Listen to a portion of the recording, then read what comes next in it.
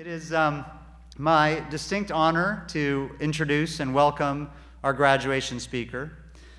Named one of Time's 100 Most Influential Speaker, Outstanding Chef, and Humanitarian of the Year by the James Beard Foundation, our speaker is an internationally recognized culinary innovator, author, educator, television personality, and to me, most importantly, humanitarian. Chef José Andrés is a committed advocate of food and hunger issues and is championing the role of chefs in the national debate on food policy. In 2012, he formed World Central Kitchen, a nonprofit that provides smart solutions to hunger and poverty by using the power of food to empower communities and strengthen economies. To date, Chef Andrés and World Central Kitchen, along with Chefs for Puerto Rico, have served over 3.3 million meals in just one of the many events that they've participated in, Hurricane Maria and in Puerto Rico.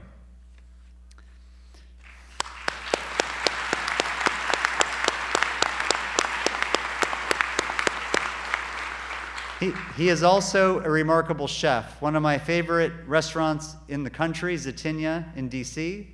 He's a pioneer of Spanish tapas in the United States and is really known for his groundbreaking avant-garde cuisine. He has an award-winning group of 30 restaurants plus a food truck located throughout the country and in Mexico City. He's the only chef globally that has both a 2-star Michelin restaurant and 4 Bib Gourmands. His work has earned many awards and distinctions: the 2017 Lifetime Achievement Award from the International Association of Culinary Professionals, the 2015 National Humanities Medal, one of 12 distinguished recipients of the award from the National Endowment for the Humanities from President Obama. He was named EY Master Entrepreneur of the Year in Greater Washington and was awarded the Congressional Hispanic Caucus's Institute Chair's Medallion Award. Most importantly, he's now a Tufts alum. For his leadership in social justice and philanthropy, Dr. Chef Andrés was awarded a doctorate in public service.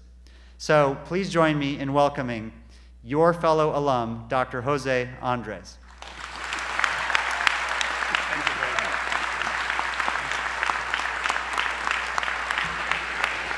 much. All right. Thank you very much. Let's do this. Amazing. I'm so sorry that you have to go through this, really. Alejandra, beautiful words, astonishing, great. Thank you to the trustees of Tufts University, Dean Mossefarian, Dean Solomon, Ambassador Solomon, and everyone who made this commencement possible. And I think this is the time, and maybe it's not my role here, but you join me in giving a big round of applause to all these deans and professors who gave you this amazing education.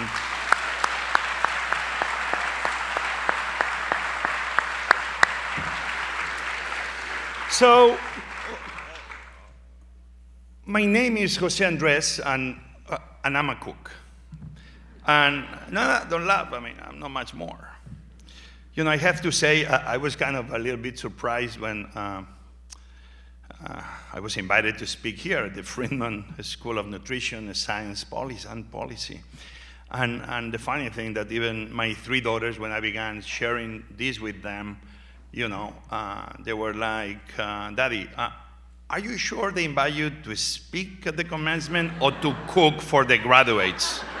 So you see what my daughters think of myself. So, and quite frankly, I mean, you know, I am very happy I'm wearing this because my real size is cover. Because again, I'm confused because, you know, I don't know if really the Dean Mossefarian want me here to be the speaker or used to be a laboratory test subject for Nutrition 101. But listen, I'm not gonna lie to you, with chefs like me, especially the ones of you on nutrition, your work is protected forever and ever, amen. I mean, it's a lot of nutrition things to fix thanks to us. But you know, more seriously, I'm not gonna lie to you, I'm super humbled to be here to stand before you today. So let's do this. People of Tufts, to the Friedman School class of 2018, Congratulations, you made it. Oh yeah. And you know, I never went to college. I dropped out of high school to enroll in cooking school. I didn't even graduate from cooking school, believe it or not. No even English, you can see it. But I can say I got my graduation in the kitchen of life.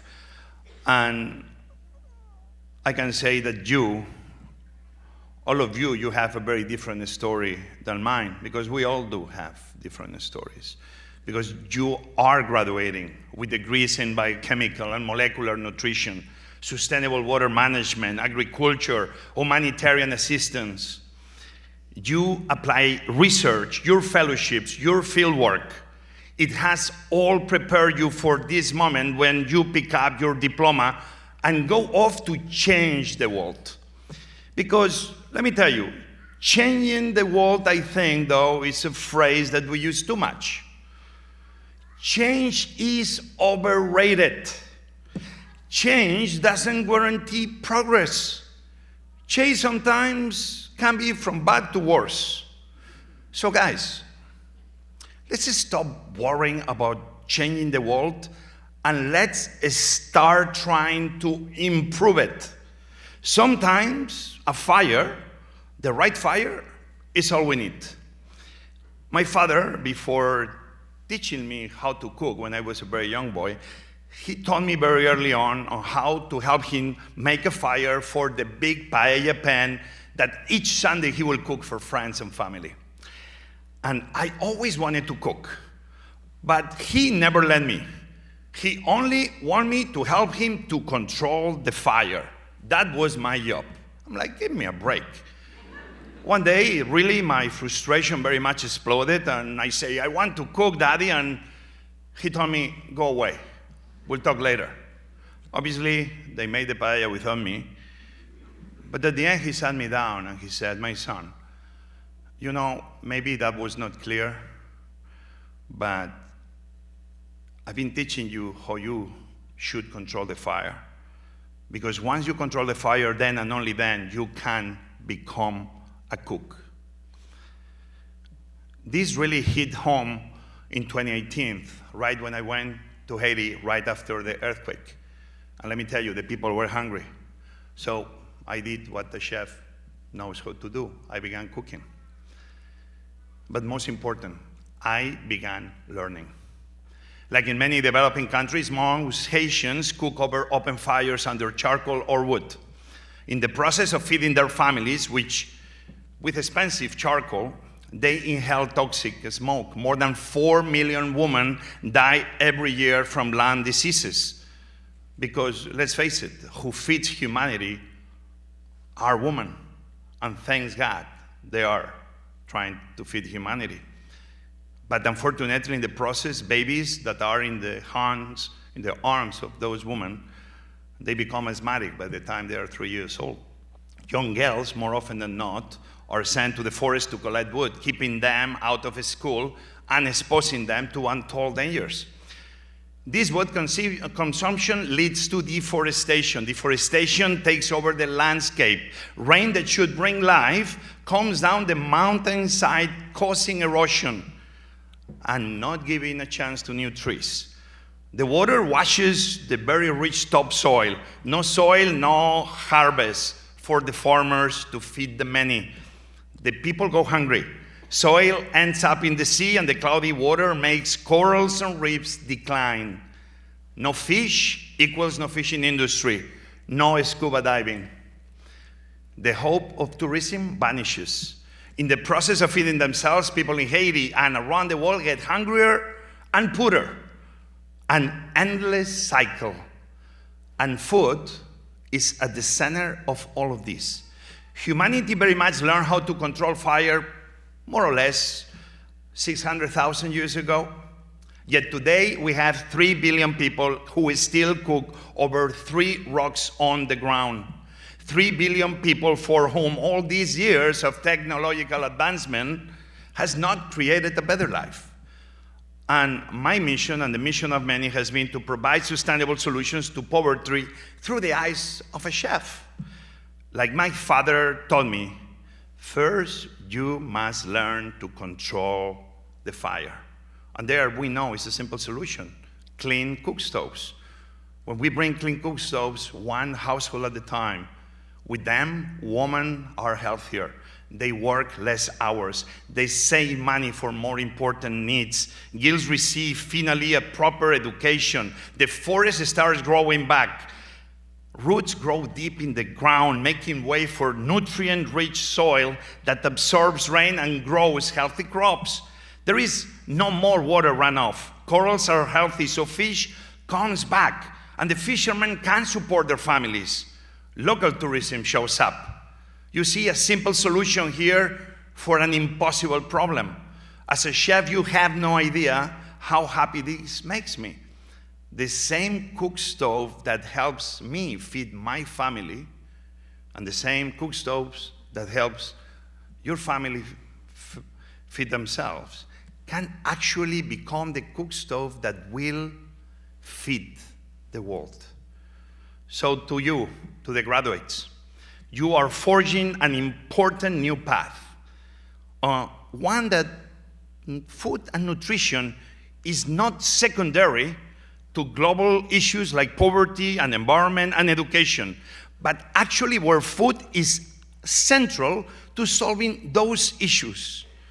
Of the new Sustainable Development Goals mandated by the United Nations, food very much touches them, almost all of them. And the ideas you have, the solutions you create, will greatly enhance living standards for all. You will go to work for the highest positions of government, to NGOs, you will become business leaders, or you will go to great academic institutions like Tufts University. But I hope that some of you, I hope that maybe you will become one day Secretary of Agriculture. Or even better, help create a new position, Secretary of Food. Or even better, you should become the next President of the United States. But you should become the next Food President of the United States of America. Take it seriously, because it should happen. And I guarantee you'll be a woman. So, recently I visited you, many of you at campus. I don't know who came, but some of you came back, so I hope it was not too bad. And I was very humbled that you took time to listen to me, ask me questions, and quite frankly, with a lot of humbleness, I tell you, I answer with the best know-how I had. My know-how comes really from experiencing up close the challenges that millions of people face today. We need to remember this, that a thesis with an intelligent solution that may work is not enough. Make sure that you face the same challenges you are looking to solve. Don't just study them, but face them. Put yourselves in those people's shoes. Feel their pain down to the bone. What they face, you must face it too. Only then you can help to improve their way of life. Something I've learned, something that no book or class or degree can teach you, is that you cannot always have a plan for everything. Sometimes planning is a luxury in times of crisis. I created my NGO, World Central Kitchen, after the earthquake in Haiti. And only 5 days after the Hurricane Maria hit the island of Puerto Rico, we went there too. We arrived with a simple mission to feed the people. We didn't meet, we didn't plan, we only did what we know. We started cooking. On day one, it was only 20 friends in one kitchen where water was coming down from every corner in the heart of San Juan. We produced 1,000 meals that first day, enough to bring nourishment and some hope to a small group of neighbors. But with 3 million people hungry in Puerto Rico, our 1,000 meals a day was not enough to feed the island. We kept cooking. In very few weeks, we went from 1 kitchen to 23 kitchens all around the island, from 20 volunteers to over 20,000 volunteers, and from 1,000 meals a day to over 150,000. Many millions meals were done. So acting is sometimes more important than planning. This is a lesson no amount of schooling can prepare you for. Your future missions will be too important for you to freeze in the face of adversity. Your worst idea that you execute will always be better than a great idea that nobody tried to carry forward. Don't be afraid of failure. To stop and plan in order to avoid failure is to stop and plan while people are hungry, or even worse, dying. To avoid failure is to avoid learning. To be young and inexperienced for many is a handicap, but actually it can be your greatest asset. You are not captive to the failed ideas of the past. Your creativity and perspective allow you to approach challenges that others before you have failed to resolve. Let me give you a quick glimpse. A few years ago, I remember this new water-carrying backpack designed to help women transport water over long distances. And I offered to test me personally in the high mountains of Haiti. We went to a mountain spring, and we had to go a few miles up to the mountain top. A group of women walked right past me. They were carrying 3 times more water than the one I was carrying. They were balancing the water perfectly without the need of any new invention on their head. They were walking faster, straighter, and without spilling a single drop of water. And there I was, in pain, struggling to stay upright and wet down to my underwear. You know, millions of dollars were spent to develop that water backpack. But it didn't begin to address the cause of the problem. No clean water nearby. With this device, women still needed to carry the water all the way up to the mountain. And actually, they had their own creative ways to carry the water. I wish that those millions had been invested in bringing water directly to the village. An effective solution, not acute one. But with pragmatism and a little creativity, we finally found the answer. That moment gave me the resolve to say, we can do better. So since we couldn't locate water in the ground, we decided to look for it in the sky. Almost like, let's try to milk the clouds. And soon, thanks to the help of scientists and entrepreneurs like you and many smart people trying to resolve those issues, we are about to install in this village a state-of-the-art atmospheric water recollection system that extracts gallons of clean water every day, using only the power of the sun. You see, we are not throwing money at the problem, but we are trying at least to invest money into the solution. My humanitarian mentor and great friend, Robert Egger, a guy you all should read his book one day, he always told me that more often, charity is about the redemption of the giver instead of being the liberation of the receiver. We must invest in solutions that liberate humanity from these constraints, and we must never give up. You can never give up, because much will be expected from every one of you. You literally have the world's well-being on your shoulders. We can go without many things, but we cannot go without food and everything that food touches. So please, act with the urgency of now. In the process of sitting around and finding a way to solve world hunger, humanity is going hungry. Your decision to take action will be the difference for millions between going to bed hungry or with a full stomach. The world is hungry, but not only for food. It's hungry for people like you with bold ideas and the enthusiasm and courage to implement them. Men and women like you ready to be active in transforming challenges into solutions.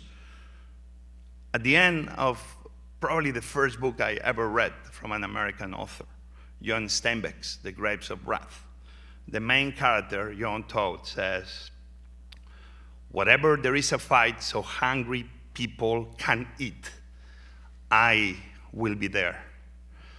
I promise you that I will try to be there. And I know that you should be there too. So let's do this. Let's join the fight together until our hunger for improving the world ends the hunger that holds humanity hostage from the horizon of hope and prosperity we are aiming for.